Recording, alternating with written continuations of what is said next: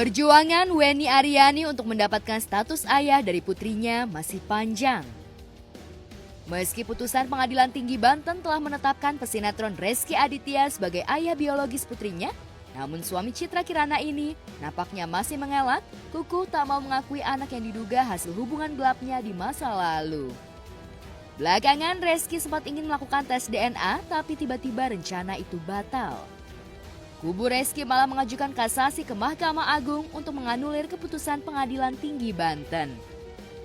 Lantas apa saja yang akan dipersiapkan kubu Weni untuk menghadapi kasasi dari kubu Rezky? Dari pihak Rezky mengajukan kasasi dan dari pihak kami, saya dan kuasa hukum sudah memberikan kontra memori. Itu tertanggal kalau saya nggak salah tanggal 29 bulan lalu lah ya. Berarti terhitung dari tanggal 29 itu 3 bulan paling cepat keputusannya, 6 bulan paling lama untuk putusan kasasi. Di perkara ini kan pembuktian itu kan hanya di tes DNA. Ya itu pembuktian yang valid, itulah yang kita minta. Sebenarnya kalau dari awal tes DNA sudah dilakukan selesai, nggak perlu sampai ada pengadilan tinggi, nggak perlu sampai ada kasasi di Mahkamah Agung, nggak perlu. Segala cara yang di dunianya lah ya, itu akan kami tempuh secara maksimal gitu loh. Kalau misalnya urusan akhiratnya kan saya serahkan lah, sebetulnya kan hukum karma itu ada gitu ya. Bagaimana seorang ayah yang tidak mengakui darah dagingnya sendiri, itu urusannya Rezky dengan Allahnya. Entah apa yang membuat Rezky kukuh mengelak permintaan pengakuan Weni atas status anaknya. Mungkinkah ia tak merasa jika itu darah dagingnya? Tapi jika ia tak merasa, mengapa ia urung menjalani tes DNA? Bukankah satu-satunya jalan untuk membuktikan anak tersebut sebagai keturunannya atau bukan hanya dengan tes DNA? Ini yang bikin saya kecewa ya, kecewa dalam arti gini. Rezky selama setahun kan tidak pernah muncul dari awal kasus. Tiba-tiba dia memberikan press con gitu kan bersama ibu lawyernya. Di situ dia bilang bahwa saya bersedia tes DNA atas dasar kemanusiaan dan untuk memutus keraguan. Artinya, di situ kan dia bersedia tes DNA setelah kemenangan kami di Pengadilan Tinggi Banten. Saya pikir masalah ini akan selesai bagi kedua belah pihak, berakhir baik. Artinya kan ada kepentingan seorang anak di sini ya. Jangan sampai berita yang berlarut-larut ini menyakiti perasaan dia. Saya akan bertanggung jawab dan memenuhi kewajiban saya sebagai orang tua jika memang proses tes DNA bisa dilakukan dan hasilnya juga memang membuktikan bahwa saya ayah biologis dari Naira. Tapi buktinya apa? Tidak pernah terjadi tes DNA. Omongan Rezky buat saya sangat bullshit gitu loh. Seperti orang yang orang munafik. Apa yang diucapkan tiba-tiba dia berubah lagi. Apapun alasan mereka, tes saja. Nanti kan terbukti siapa yang salah nanti. Apakah tuduhan dari Bu Weni salah atau tidak kan terbukti di situ nanti. Kubu Weni sendiri sudah siap untuk menjalani tes DNA. Tapi entah mendapat masukan dari mana, Rezky yang sempat sumbar ingin melakukan tes DNA justru surut, sebaliknya malah melakukan langkah kasasi. Benarkah jika dilakukan tes DNA, Rezky khawatir terbukti jika anak tersebut adalah benar anak biologisnya? Seperti awal kasus ini, dia tidak mengenal saya. Setelah diberikan bukti baru mengenal, rekan bisnis lah bla bla bla. Sekarang pun Rezky begitu, press con, bersedia tes DNA tapi tiba-tiba dia kasasi. Itu haknya Rezky memang kasasi. Cuman kan ini semakin berlarut-larut. Ya kalau kita bicara bukti itu kan di lingkaran Bu Weni sama Rezky pada saat kembali lagi ke tahun itu ya, ke tahunnya mereka bersama ya. Itu kan tahu semua. Sudah bukan rahasia lagi. Tapi kan sekarang pihak si Rezky ini kan seakan-akan mengingkari bahwa apa yang terjadi di tahun mereka waktu bersama itu kan tidak ada. Rezky sendiri sempat sesumbar mengakui jika terbukti melalui tes DNA, ia akan bertanggung jawab. Tapi langkahnya dengan kasasi justru mengingkari janjinya sendiri. Padahal bisa jadi kelak saat kasasi nanti, majelis hakim juga akan menyarankan Rezky untuk tes DNA. Lantas mungkinkah karena kebimbangan sikap ini, Rezky menjadi limbung hingga kasusnya harus berlarut-larut? Mungkinkah ada desakan dari Citra Kirana agar Rezky bisa membuktikan kesetiaannya? Kalaupun memang nanti hasilnya, kalau suami saya itu terbukti atau tidak menjadi ayah biologis, itu tidak akan merubah keadaan rumah tangga saya. Insya Allah juga saya siap untuk menerima takdir saya secara lapang dada. Nah kan terus terang saya juga punya keluarga gitu, saya punya pasangan, artinya frame keluarga ini lengkap gitu ya. Tapi kan tetap dia harus menanyakan, dia tetap harus tahu bapak biologisnya siapa gitu. Pasangan saya pun berbesar hati untuk menerima gitu. Oke, kami yang dewasa ini menahan ego. Sebenarnya kalau kita pengen rahasiain sampai nanti.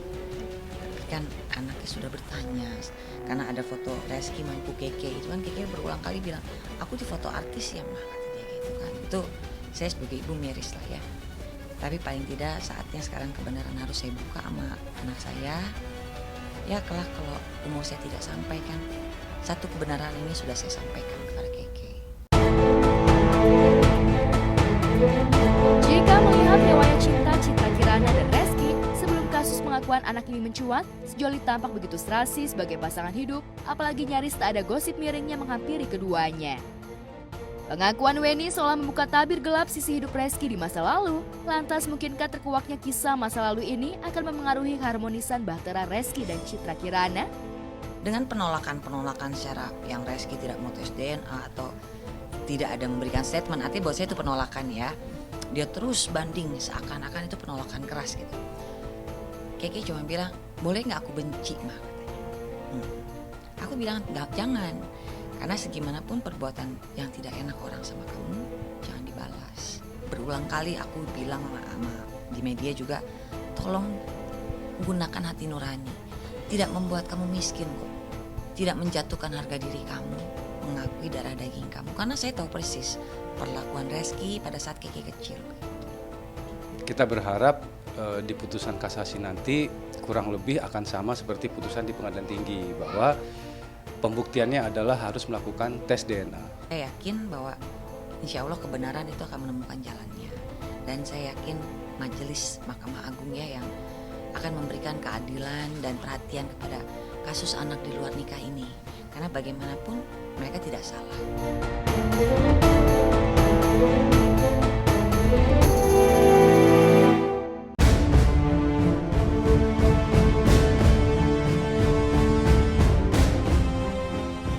Saat Reski masih harus berjibaku memulihkan reputasinya akibat nokta hubungan di masa lalu, di tempat berbeda, kebahagiaan pasangan komika Ari Kriting dan Indah Purnamasari yang baru saja dikaruniai buah hati, rupanya tak disambut dengan bahagia oleh ibunda Indah Nursyah. Ya, Nursyah yang sejak awal menolak hubungan putrinya dengan Ari hingga tak mau memberi restu, kemarin saat tim Gospot temui menanggapi dingin atas kelahiran cucunya. Jadi pada kesempatan ini kami Indah Purnamasari ingin menyampaikan bahwa alhamdulillah bayi kami telah lahir dengan selamat, dibantu sama teman-teman dari rumah sakit dan kami bahagia sekali menyambut kelahiran bayi. Indah baru melahirkan, ada rasa ini sih bahagia, ikut rasa bahagia gitu. Tidak ada sama sekali. Bukan saya ego, bukan saya keras kepala. Karena bagaimana sih dua orang ini yang menghujat saya, membenci saya, menghina saya. Kalau saya bilang dulu sebelum kawin di Rukiah, ngapain sih di Rukiah? Mami aja yang di Rukiah, tapi begitu. Loh kok begitu amat ya? Menghadapi proses yang seperti ini kan tidak gampang ya. Jadi kita memang mohon doa restu dari teman-teman juga. Itu kita sudah kabarin langsung. Terus pas Indahnya lahiran juga langsung kita kabarin. Video call juga dengan keluarganya di sini, dengan keluarganya Indah yang di Makassar, keluarga saya juga kita video call juga karena pada mau nyapa-nyapa, mau lihat juga. Tidak ada lagi. Kalau bilang ini banyak maaf, barangkali saya sudah terlalu sakit barangkali. Rasa karena kepada ini Purnamasari sudah tidak ada. Benar. Saya tidak bisa saya misalnya begini, kayak orang cari muka, saya tidak bisa begitu orangnya. Apa adanya. Wanita parubaya ini rupanya masih sesak dengan segala gundukan kecewa pada sikap putrinya Indah, apalagi kebenciannya pada sang menantu begitu tampak. Luapan demi luapan kecewa itu pun tumpah di hadapan tim Gospot. Oi Kriting, 2019 kau bawa anak saya di kampungmu. Pernah enggak yang melahirkan Indah Purnamasari sebelum Indah ngata-ngatain saya? Kau minta izin lah sama saya yang pernah melahirkan manusia yang cantik itu. Sudah lama sebetulnya saya mau lapor polisi. dari 2019 kejahatan keriting ini. Tapi saya tidak punya kemampuan. Nanti dibolak-balik. Itu orang tua. Pasti dia ingin yang terbaik untuk anaknya lah, iya kan? Mungkin saya belum bisa menjawab ekspektasi itu. Tapi kan semuanya sedang diusahakan. Jadi ya saya sih mengerti maksudnya posisinya orang tua seperti apa. Tidak mungkin kalau selama ini saya diam karena itu orang tua gitu. Nanti jangan dibilang lagi karena orangnya ini terakhir ada di YouTube saya Nursa Garden katanya ini ibu maunya orang kaya. Saya luruskan satu kali lagi ini dari tahun 2019 sampai sekarang selalu dikaitkan dengan saya pilih orang kaya, saya pilih orang ganteng. Orang kaya nomor belakang, orang ganteng nomor belakang. Tata krama sopan santun yang nomor 1. Kehadiran si jabang bayi yang sejatinya mampu mencairkan hubungan ibu dan anak rupanya tak mampu meluluhkan kerasnya sikap dan hati Nursyah. Lantas apa yang membuat Nursyah masih begitu murka pada putri dan menantunya? Orang berpacaran saya dicari, orang selamatan di kampungnya saya dicari, orang kawin saya dicari, orang melahirkan saya dicari. Waktu melamarnya ini manusia ini pernah nggak dilamar di rumah saya? Pernah nggak ada orang yang melamar datang di rumah saya seperti layaknya manusia di Indonesia yang nggak punya anak perempuan? Baru sekarang yang melahirkan pula abang-abang ini, adik-adik ini datang lagi. Sementara ini Permatasari yang tidak sadarnya dia hina saya. Menyesal dilahirkan sama orang tua ini.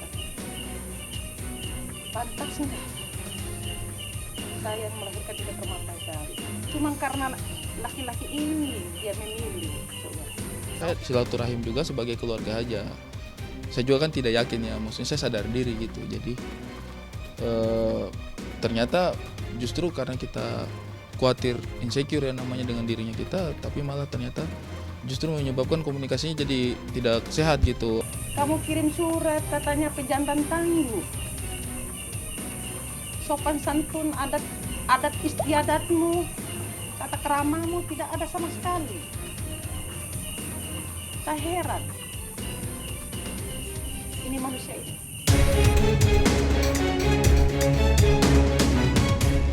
Ya, entah dengan cara apa lagi hubungan Indah dan ibundanya kembali mencair. Yang jelas, dinding ego itu tampaknya masih belum runtuh. Satu sama lain masih menyimpan kecewa hingga masih sulit untuk berdamai dengan hati masing-masing. Cuma karena laki-laki itu.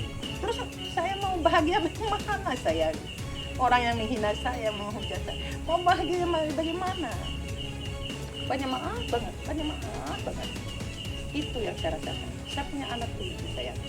Tujuh itu tidak semua mulus. Ya barangkali ini ya Indah yang paling kurang ajar sama saya. Terus tidak lagi kan.